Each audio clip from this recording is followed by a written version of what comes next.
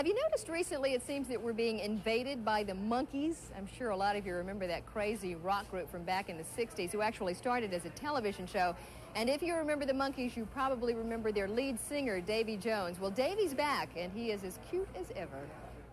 Hello, it's me. Here we come, walking down the street. If you've taken the last train to Clarksville or consider yourself a daydream believer, then hey, you're probably one of millions of Monkee fans.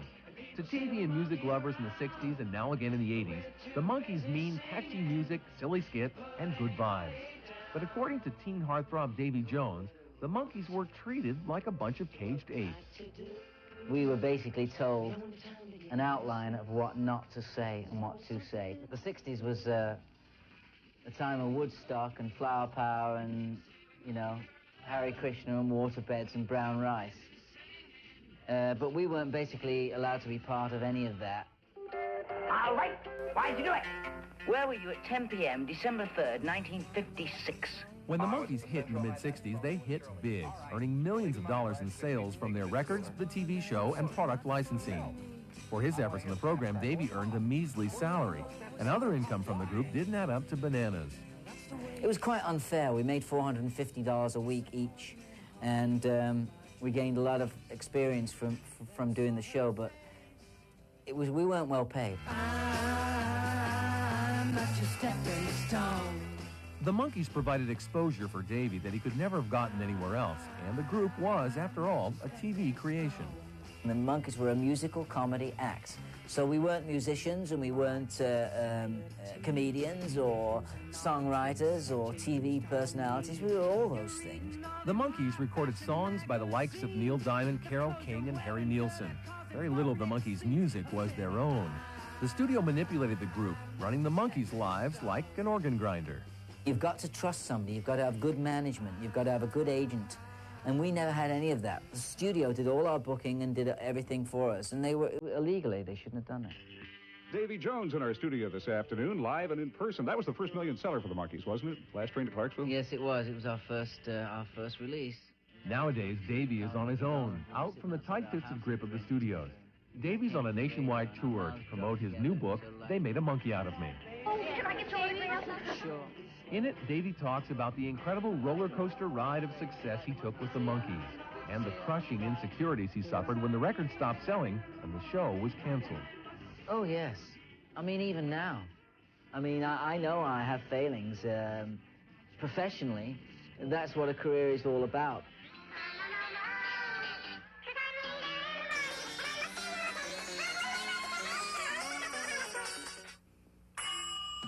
But if the Monkees went ice cold in the 60s, then 1986 was the big thaw, as Monkee Mania once again swept the nation.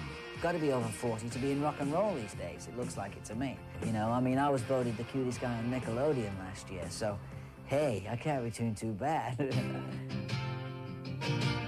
With a new album, a Monkees World Reunion Tour, the old album's climbing the charts and the TV series popular as ever in reruns, Davy's career received a much-hoped-for boost. It also brought back some memories for Davy that might surprise some Monkees fans. Hey, I got high with the Beatles, you know?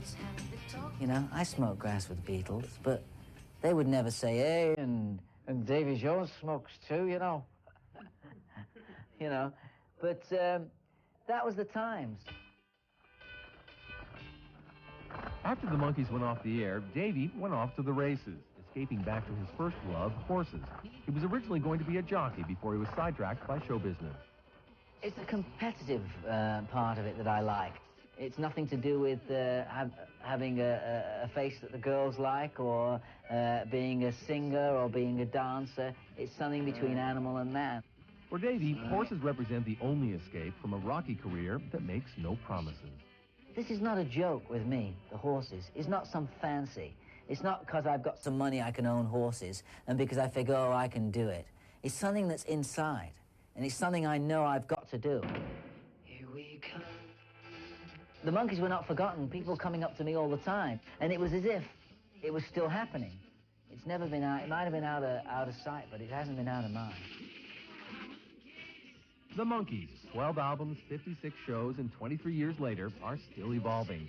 And for Davy Jones, the path to success has been strewn with a few regrets, a couple of show business knocks, and plenty of fond memories.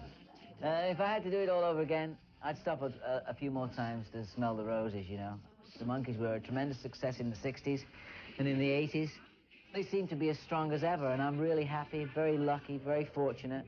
I owe it to, obviously, the fans who have supported us, you know, and a lot of good luck.